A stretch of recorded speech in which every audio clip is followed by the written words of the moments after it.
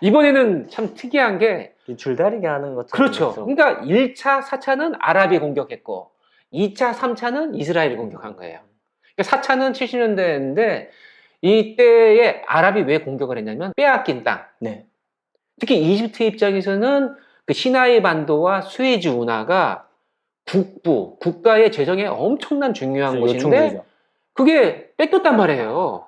찾아야죠. 예. 물론 그것을 계속 찾으려고 했지만은 그 이스라엘이 수에즈 운하에 계속 그것을 갖고 있으려고 시나이 반도 큰 땅을 자기가 점유하고 있으려고 거기에다가 엄청난 방어선을 칩니다. 그래서 이스라엘은 이번 5차와 약간 비슷한 건데요. 당연히 이 침공을 하더라도 충분히 방어할 수 있을 것이라고 생각을 했었던 거예요. 또 거기 사막이니까 네네. 한 2m, 3m 되는 모래 언덕을 쫙 깔아놨단 말이에요. 그냥 모래 언덕이 아니거든요. 그러니까 폭탄을 발사해도 모래 언덕에 터지면 어떻게 됩니까? 그냥 모래 언덕일 뿐이에요. 그렇죠. 네. 그러니까 넘어오기가 어려운 그곳을 방어선 진지를 했기 때문에 이스라엘은 좀 약간 안심을 갖고 있었단 말이에요. 그 당시만 하더라도. 그런데 이집트가 더 좋은 미사일을 쏜 게 아니라 물대포를 쏜 거예요. 물대포로 모래 그 장벽을 쏘니까 모래 장벽이 쫙 무너진 거예요. 거기를 뚫고 들어간 거예요. 그러니까 네. 이스라엘은 물론 이제 언제든지 아랍이 공격한다 하더라도 최소한 이 장벽으로 인해 가지고 하루에서 이틀 정도는 시간을 지연시킬 수 있다라고 생각했기 때문에 그때 공격을 받으면 비상 신호를 해가지고 예비군이나 여러 가지 군인들 대응해가지고 네. 공격하면 된다, 반격하면 된다 했는데 2시간 만에 뚫린 거예요. 2시간. 방어 태세를 할 수 없을 정도로 물밀듯이 들어갔기 때문에 네네. 그때가 이스라엘의 역사상 건국이 되고 난 이후에 가장 절대절명의 순간이었다. 예, 그런 상황이 발생하게 됩니다. 물론 마지막에는 결국 이스라엘이 또 미국의 지원을 받아가지고 반격을 해요. 내가 예전에 가졌던 그 땅을 다시 또 가져가겠다고 반격할 때에 미국과 소련이 또 개입을 합니다. 자, 여기까지. 네. 여기까지 하자. 그래서 이집트는 수에즈 운하를 다시 확보하고 그리고 이스라엘은 그래도 3차 전쟁을 통해 가지고 갖고 있었던 땅을 좀 뺏기긴 했지만 그래도 그 불안한 땅이었잖아요. 어느 정도 좀 적정선을 그렇죠. 서로가 예. 국제법적으로도 좀 이렇게 무단 점유했던 부분이기도 하고 질타를 받았던 부분도 있으니까 나름 설득력 있게끔 가질 수 있는 그래도 안전한 땅. 그러면서도 예루살렘과 텔아비브가 두동강 날 수 없게끔 두껍게 만든 그 땅을 확보하는 것으로 서로 간에 휴전을 했던 것이 바로 4차 전쟁의 끝입니다. 그러면 이제 4차 전쟁이 끝나고 좀 어느 정도 각각의 국가가 서로 원하는 바를 좀 이루게 되어서 오랫동안 그런 전쟁 없는 기간을 지나올 수 있게 된 것 같네요. 맞아요. 그로부터 5차 전쟁이 있기까지 50년 동안 50년 동안은 그래도 우선 무슨 차 전쟁이라고까지는 얘기하지 않을 그런 전쟁의 규모가 아닌 아주 소규모의 그러한 간헐적인 전쟁만 있었다. 50년 동안.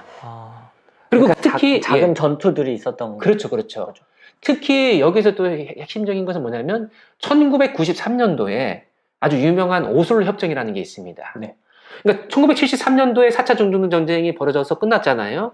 근데 여전히 불안정한 평화의 상태니까 이거를 계속 어떻게 끌고 갈 것이냐 이건 아니지 않느냐. 그렇죠. 그러니까 이거는 이스라엘에서도 그런 얘기가 나왔고 팔레스타인에서도 얘기가 나온 거예요. 그리고 이 중동이 지금은 많이 좀 약화되긴 했지만 산유국이잖아요. 지금 우리가 얼마나 여전히 그 기름에 의존을 많이 해요. 맞습니다. 그러니까 중동에 뭐가 문제가 발생하면은 전 세계의 경제가 삐그덕거린단 말이에요. 미국도 그렇고 소련도 그렇고 너무 그게 불편하고 안 좋은 거예요. 그러니까 야 이거 중동이 좀 더 평화로워야 미국 입장에서 그게 좋은 거고. 그러니까 야 이것을 어떻게 할 것인가라고 해서 평화 협상이 들어가게 되고 1993년도에 오슬로 협정이라고 하는 이 평화 협상에 중요한 시금석이 마련해집니다. 즉 뭐냐면은 지금의 그 중동, 그러니까 팔레스타인과 이스라엘의 그 상황에 있어서 그 당시 서한 지구와 가자 지구가 있는데 그것을 그 당시에는 이스라엘이 많이 개입을 해가지고 점령해가지고 지배하고 있었거든요. 그거를 팔레스타인 사람들에게 자치 정부를 만들어서 그 최소한 우선은 그 서한 지구와 가자 지구에는 팔레스타인 사람들이 그 지배하는 걸로 자치 정부를 세워서 자치를 하는 것으로 그렇게 하자. 네. 그렇게 하면은 이스라엘도 좋고 팔레스타인도 좋다. 맨 처음에 유엔이 제안했었던 팔레스타인 절반 그리고 유대인 절반 이렇게 해서 하는 것을 가장 어떤 마지막 골로 생각을 했는데 그 오슬로 협정이 드디어 합의가 됐던 거예요. 네. 그 당시에 그 오슬로 협정 당사자였던 아라파트 의장이나 그리고 그 라빈 총리인가요? 그 총리, 이스라엘 총리, 그 당시 이스라엘 외교부 장관이 또 많은 역할을 했기 때문에 이 세 명이 1994년도 노벨 평화상을 받게 됩니다. 그러니까 엄청난 역사의 진전을 일으켰다라고 평가를 받게 됐거든요. 그러니까 그때까지 좋았네요. 좋았던 거예요. 네. 물론 계속 분규가 있긴 했지만, 갈등이 있긴 했지만, 야, 드디어 어떤 평화를 기대해 볼 수 있는. 그렇죠. 예. 그런데 안타깝게도 그 당시에 그 주요 협정 당사자였던 라빈 총리가 암살을 당합니다. 그러니까 누군가 좀 마음에 안 들었나 보네요. 그런 어떤 협정에 예. 대해서. 그렇죠. 그게 이슬람 사람이 아니라 아랍 사람이 아니라 같은 유대인이 암살을 한 거죠. 어느 지역이든 간에 어느 국가든 간에 강경파가 있고 온건파가 있거든요. 그러니까 지금 전쟁이 벌어지고 있는 대부분은 뭐냐면 강경파들이 득세해가지고 벌어지고 있는 참상이에요. 그러니까 어느 나라나 다 있죠. 그 전쟁이라고 하는 걸 봤을 때. 그래도 그 당시 그 오슬로 협정을 했었던 때에 이스라엘의 정치 지도자들은 온건파였어요. 상대적으로. 물론 이스라엘의 가장 원하는 이익을 원하긴 하지만 이걸 봤을 때 우리가 다 가질 수 없다고 한다면은 어느 정도는 내주고 우리가 더 풍요롭게 살자. 되게 지혜로운 방법인 거거든요. 그렇죠. 근데 그것을 종교적인 의미로서나 아니면 유대인들의 어떤 그 가치를 배신한 것이다. 엄청난 실망을 했던 그 강경파의 그 유대인 청년이 암살을 하게 된 겁니다. 그래서 오슬로 협정이 사실은 그게 다 끝이 아니거든요. 네. 우리 앞으로 남북한에 있어서도 그렇죠. 그 다음 단계로 예, 계속 통일되는 과정이든 평화로 가게 되는 과정에서도 뭐 정치, 군사, 경제 모든 분야에 있어서의 협정 그리고 그 다음 단계로 가야 되는 게 있어요. 오슬로 협정은 가장 기초적인 협정이었고 94년, 95년도 2차 협정을 했었어야 되거든요. 근데 협정의 주역이 사망을 했고 그리고 이스라엘도 완전히 이제 강경파로 돌아서게 됩니다. 그렇게 되니까 팔레스타인 입장에서도 어떻게 돼요? 더 이제 화가 나는 거죠. 협정을 맺어가지고 그렇게 하기로 했는데 그렇죠. 팔레스타인 입장에서도 그게 무조건 좋은 건 아니었단 말이에요. 그래도 서로 좀 이렇게 불편하더라도 예. 평화를 위해서 좀 희생을 해보자라고 얘기를 했던 건데. 그렇죠. 그러니까 그 당시 팔레스타인 해방기구의 아라파트 의장도 팔레스타인의 강경파한테 욕 먹었겠어요? 안 먹었겠어요? 많이 먹었죠. 네. 그러니까 서로 그 온건파끼리 어떻게든 그 강경파들을 좀 잠재우면서 참 어렵게 협정을 맺은 거죠. 건데. 근데 그것이 이스라엘에 이렇게 딱 돌아서니까 먼저 이제 피에로 그러니까 팔레스타인 해방기구나 그 정치 지도자들도 강경파들이 거봐라. 결국은 이렇게 후지조각이 되는 거 아니냐. 입장이 애매해졌던 거죠. 더 이상 그 협정을 유지할 수가 없게. 예. 근데 93년도 이후에 이 아라파트 의장, 피에로의 아라파트 의장이 2003년도에 사망을 하게 됩니다. 그러니까 팔레스타인의 그 아라파트라고 하는 사람은 엄청난 중요한 인물이에요. 그러니까 팔레스타인의 상징이자 그러니까 정말 많은 사람들이 따랐던 그런 정치 지도자였는데 이 사람이 사망을 해버렸어요. 그러면 이제 군웅 활거처럼 여러 지도자들이 이제 난립을 하게 되고 그런 과정에서 그 아라파트 의장이 그래도 전체를 품어안았던 것이 이제 점차적으로 팔레스타인도 두 개로 나뉘어집니다. 온건파의 수장이 있고 강경파의 성향으로 이렇게 좀 그렇죠. 이 강경파가 지금의 가자지구, 온건파는 예루살렘 근처의 서안지구를 각각 분열이 되게 되는 거죠. 그전에는 아라파트 의장이 그래서 온건파 입장에서 가자지구까지 다 포괄 했었는데 아라파트 이후에 나온 온건파의 지도자가 축제, 불법, 여러 가지 잘못된 일들을 많이 하게 됐어요. 지도자가. 예, 부패하고. 네네. 그러니까 온건파의 지도자가 그렇게 행동해버리니까 강경파 사람들의 입장은 어떻겠어요? 우리가 저 밑에서 있다기보다는 우리도 새로운 지도자를 하나 세워야겠다. 그래서 나온 게 하마스가 나오는 거죠. 아, 그렇군요. 온건파는 파타라고 하는 네. 그러니까 하나의 당 이름이에요. 하여튼 파타라고 하는 당인데 이 파타의 당수부터 해가지고 파타의 지도자들이 너무 부패에 연루되어 있는 거예요. 지원받으면 자기 걸로 가져가고 그 팔레스타인 전체를 위해서 일을 하지 않는 거예요. 근데 이제 반대로 팔레스타인의 온건파는 이제 인기가 떨어진 거예요. 팔레스타인 국민들에게 지지도가 떨어졌다는 거예요. 팔레스타인 사람들이 뭘 지지하냐? 강경파인 하마스를 지지하게 된 거예요. 그래서 그 지지의 힘을 얻어가지고 하마스는 이스라엘에게 5번 공격했던 거를 50번 공격하고 5명 죽였던 거를 500명 죽이는 역할을 계속 하는 거죠. 강경하게. 그렇죠.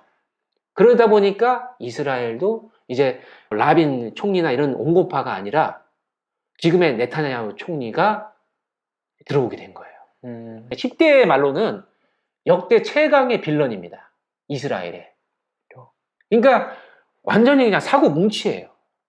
강경파인데 너무 강경하고 그냥 앞뒤를 재지 않아요.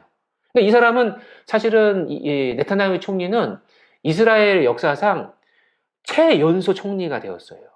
그리고 지금 현재 최장기 총리로 지금 현재 역임하고 있고 이스라엘은 의원 내각제입니다. 그러니까 국회의원이 되게 중요한데 대통령은 있지만 대통령 힘이 없고 총리가 가장 실권을 갖고 있는데 총리를 의원들 중에서 가장 많은 의원을 배출한 그 당이 배출을 하는데 그 아주 강경파인 리쿠르당의 당수란 말이에요. 그래서 이 네타냐후가 11선입니다. 11번이요? 예, 그러니까 11년을 했다는 게 아니라 국회의원을 11선 한 사람이에요. 이스라엘도 국회의원 임기가 4년이거든요? 네. 몇 년이라고요? 11선이니까 44년을 예. 인생의 대부분을 국회의원으로 사셨겠죠. 그렇죠. 그러니까 최연소로 총리를 했으니까 스펙이 좋아요. 네타냐후 총리가 미국에서도 유학을 많이 했고 뭐 보스턴 컨설팅 뭐 그룹에서도 일을 했었고 막 그런 사람이니까 처음에는 되게 촉망을 받았던 사람이에요. 근데 알고 보니까 엄청난 빌런인 거예요. 그러면서 자 5로 공격받아? 그러면 500으로 공격해. 응징해버려. 그러면 어떻게 됩니까? 서로 적대적인 것들이 계속 늘어나겠죠. 내 가족이 당했어. 그렇죠. 그런 이스라엘 사람. 복수는 복수를 낳는다. 그러니까 네타냐후가 인기가 있었던 거예요. 야, 복수를 해라!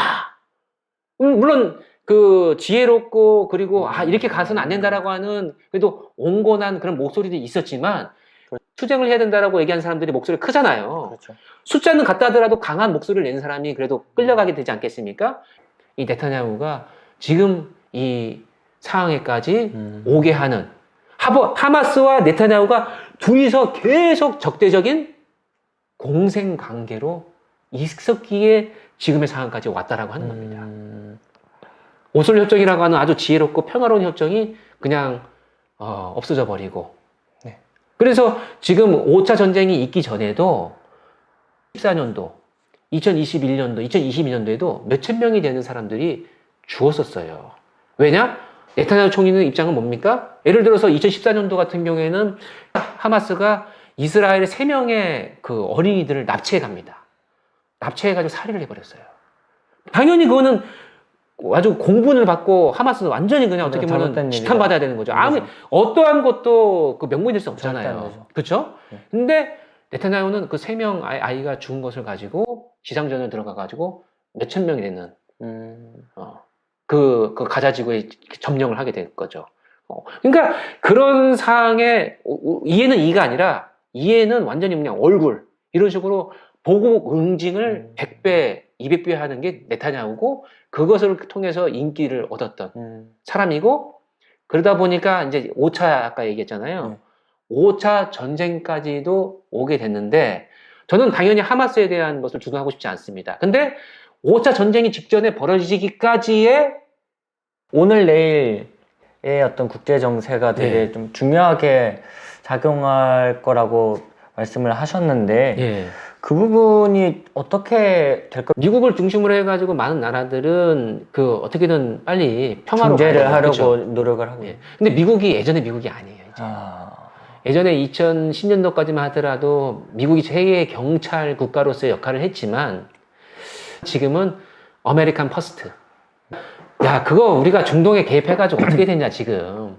이라크, 아프가니스탄. 그렇죠. 얼마나 미국의 군인들이 많이 죽었냐. 그리고 우리가 얼마나 많은 돈을 거기다가 지금 쏟아붓었냐. 이미 좀 피로도라고 표현하기 좀 적절한 표현이 아닌 것 같은데. 아, 적절해요. 지금까지 계속 그 전쟁에 예. 참전해서 많은 미군들이 전쟁을 계속 해오고 그 미군 철수하는 것도 뉴스로 봤었거든요. 그렇죠. 그러니까 사실 미국이 이라크와 아프가니스탄을 공격한 것도 꼭 어떤 이타적인 경찰로서의 어떤 그런 부분도 있지만은 그 지역을 지배함으로써 얻게 되는 이익도 있단 말이에요. 그렇죠. 뭐 이라크, 뭐 쿠웨이트 침공했을 때 이라크를 또 했던 이유도 뭐냐면 그 오일 달러 이런 여러 가지 그 얻는 것들이 있기 때문에도 했던 부분이 있단 말이에요. 근데 지금은 얻는 것보다 잃는 게 더 많은 거예요. 얻는 것도 있긴 하지만 그래서 지금은 이런 것에 대해서 개입을 안 하려고 했던 게 최근의 미국의 모습이고 트럼프 대통령은 더 심했죠. 그렇죠. 예. 왜냐면 그냥 우리 미국이 제일 중요해. 이런 그렇죠, 입장이니까. 그렇죠. 근데 지금 바이든 대통령은 지금 그래도 미국의 역할이 어느 정도 있다고 생각을 해가지고 조절을 하려고 하는데 중재를 하려고 하는데 상대적으로 봤을 때는 팔레스타인 하마스보다 네타냐후 총리가 더 미국 말을 안 듣고 있습니다, 지금. 현재는. 그러니까 네타냐후 빌런이라고 표현했는데, 네. 네타냐후는 지금 이스라엘 국민의 그 지지도가 37%밖에 안 돼요. 웬만하면 이렇게 전쟁을 하면은, 이 전쟁의 지도자에게는 국민들이 지지도 올라가죠. 지지도를 올리거든요. 네. 푸틴도 그랬고. 그렇죠. 그리고 우크라이나도 마찬가지죠. 그러니까 지금 전쟁이 벌어지고 있으니까 국론이 분열이 안 되고 딱 모인단 말이에요. 그런데도 지금 30%더라고 한다는 거는 얼만큼 지금 네타냐후 총리가 이스라엘에 문제를 일으키고 있는가. 그 네타냐후 총리가 한 번은 2021년도에 실각을 했어요. 실직을 했어요. 그러니까 총리에 있다가 쫓겨났어요. 왜냐? 너무 심하니까. 너무 강경하고, 그러니까 강경한 게 팔레스타인만 강경하는 게 아니라 이스라엘 국가를 운영하는 것도 강경하게 하고 있어요. 삼권 분립의 민주주의 국가라고 한다면은 자기가 행정부의 수반이지 전체의 수반은 아니잖아요. 네. 근데 법도 무시하고 여러 가지 부분들을 막 무시하니까 공분을 받고 있고 지금 그 이스라엘이 그래도 어떤 나라냐면은 그 언론 자유 지수가 있거든요. 네. 90대입니다. 엄청 높은 거죠. 그러니까 언론 자유가 없는 나라예요, 거죠. 없는 나라인 거예요. 우리나라가 아마 40 몇일 거예요. 뭐 북한 같은 경우에는 뭐 이제 150이 하겠죠. 언론 자유가 없으니까. 근데 이 정도 그래도 잘 사는 나라, 이 정도의 그래도 민주주의가 있는 나라라고 하는데 언론 자유도가 그럼에도 불구하고 97이에요. 그 말은 결국 뭐 언론 자유가 없다는 거예요, 지금. 그 정도로 네타냐후가 팔레스타인 대하듯이 이스라엘 사람에게도 강경하게 대하고 있다. 그래서 지금은 전시 내각입니다. 이제 전쟁 끝나잖아요? 그럼 네타냐후 또 다시 법정에 끌려가게 돼 있어요. 아직 결론은 안 났지만 상당히 많은 부분들에 있어서의 유죄가 나올 수 있다. 그러니까 네네. 전쟁이 끝나면 안 될 것 같은. 자신이 지금 네. 이제 감옥 가면 안 되니까 예. 전쟁을 이어가고 있는 것처럼 들리는데요. 뭐 그것만은 아니겠지만 아니지만 여러 가지 부분들이 그 사람에게는 있다라고 하는 거예요. 그러니까 네. 우리가 전쟁을 두고 봤을 때 예전에 우리 한국 전쟁 보면 김일성이 왜 6.25 전쟁을 일으켰느냐. 그렇죠. 무슨 뭐 공산주의가 뭐 좀 뭐 이런 것도 있긴 하겠지만 자기의 개인적인 부분들도 있었단 말이에요. 자기의 어떤 권력을 더 강화시키기 위한. 그러니까 그런 것들이 오히려 국가와 민족과 세계를 더 앞서 나가는 그러한 사익이 있다라고 하는 거거든요. 그러니까 네타냐후도 그거 있다라고 하는 것을 국제사회가 알고 있어요. 미국도 그것을 우려하고 있고요. 심지어 지금 미국의 캠퍼스, 대학가 캠퍼스에서도 지금 시위가 지금 엄청나게 그렇죠. 벌어지고 있잖아요. 네. 과거에 이 정도 시위가 벌어졌다고 하는 것은 베트남 전쟁 때 있었어요. 뭐 이라크나 저기 아프가니스탄 그때도 이렇게까지는 아니었거든요. 네네. 지금 미국도 상당히 지금 많이 국론이 반 이스라엘 상을 가고 있다라고 하는 거예요. 그러니까 지금은 계속 미국에서는 중재를 하려고 하고 있고 심지어 어제 5월 8일자 뉴스를 보니까 이스라엘에게 정밀 유도 미사일 무기를 이제 보내지 않겠다. 무기를 더 이상 무기를 주지 않겠다. 예, 대부분의 무기를 지금 미국에서 주고 있는데 이걸 주면 또 쏠 거 아니에요. 그러니까 아예 그냥 미국이 그 원천적으로 말을 안 들으니까.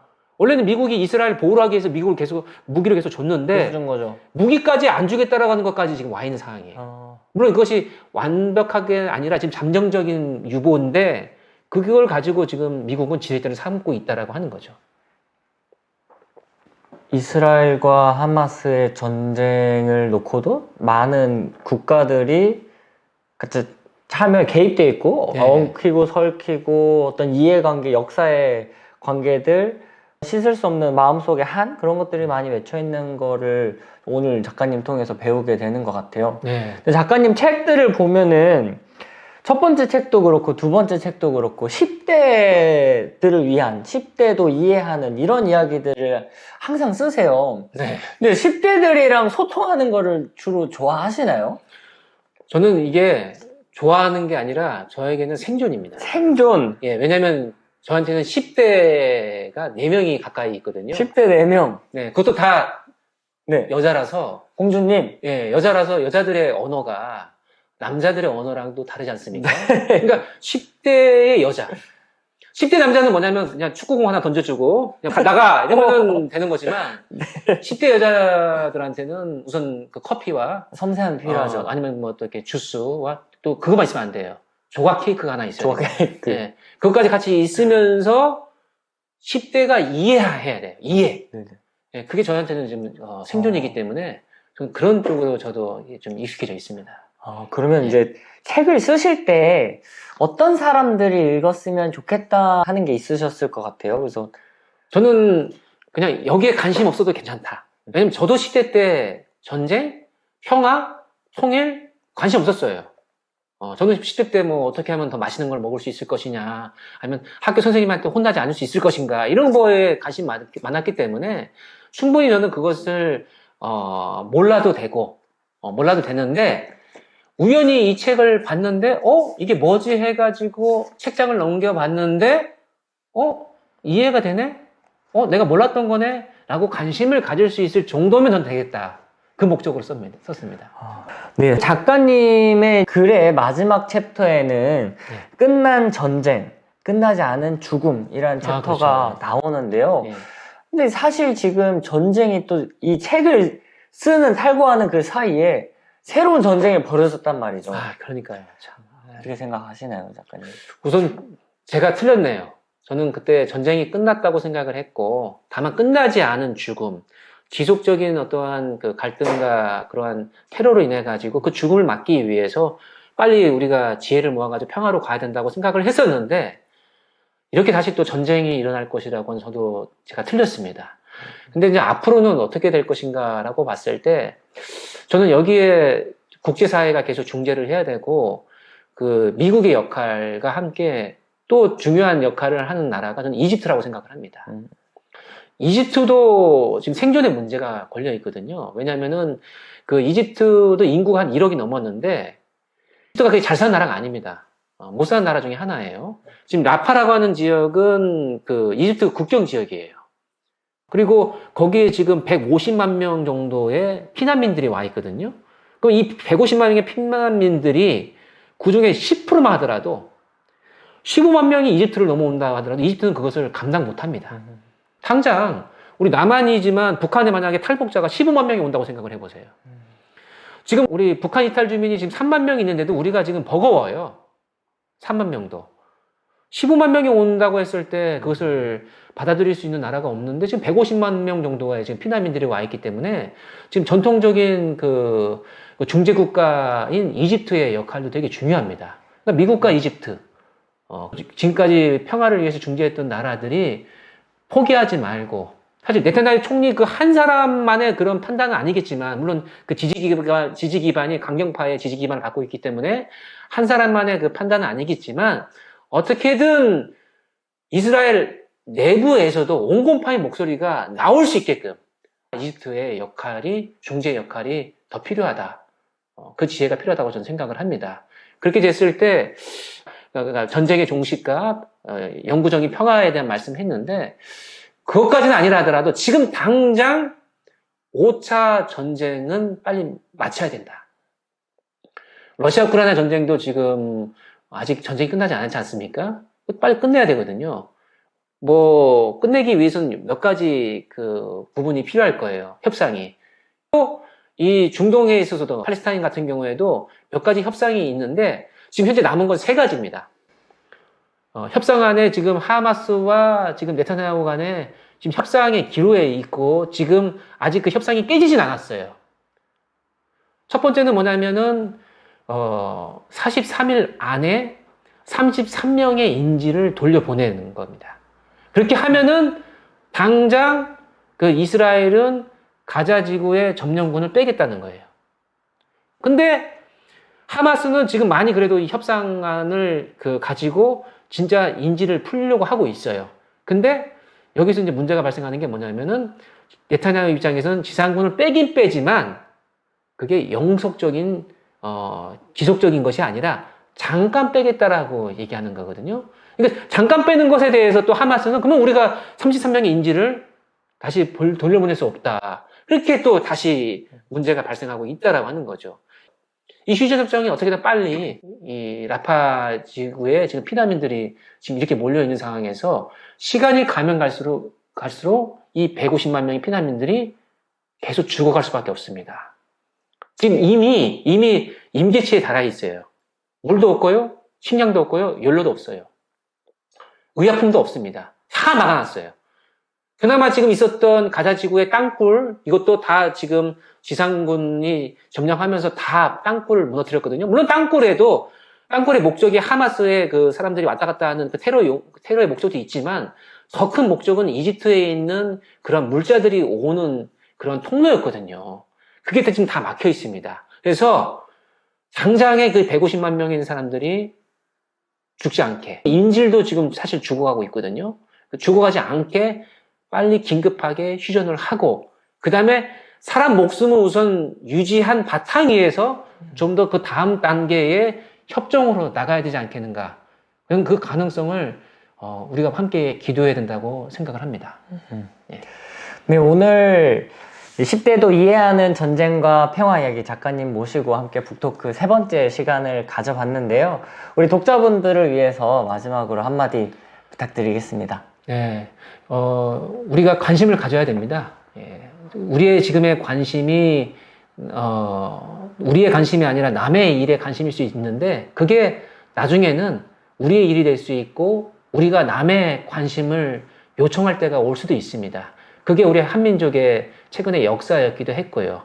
UN 16개국이 와서 진짜 피와 땀을 흘려가지고 우리 나라를, 남한이라고 한 나라를 요청에 부응했기 때문에 우리가 이렇게 살아갈 수 있는 것처럼, 우리가 지금은 그래도 상대적으로 평화로운 삶을 살고 있지만은 평화롭지 않은 곳에 살고 있는 사람들에게 과거에 평화롭지 않았던 우리가, 그리고 여전히 완벽한 평화를 우리가 영위하고 있지 않은 우리가 관심 가져주지 않는다고 한다면, 우리가 응원하고 지지해주지 않는다고 한다면은 나중에 우리도 그런 어려움을 겪었을 때에 어떤 얘기를 할 수 있겠습니까? 그런 입장에서 남의 일이라고 생각하지 말고 계속된 관심과 또 기도가 필요할 때라고 생각을 합니다. 네, 평화를 응원하는 작가님과 평화를 응원하는 독자님들을 모두 응원하겠습니다. 이것으로 북토크 마치도록 하겠습니다. 감사합니다.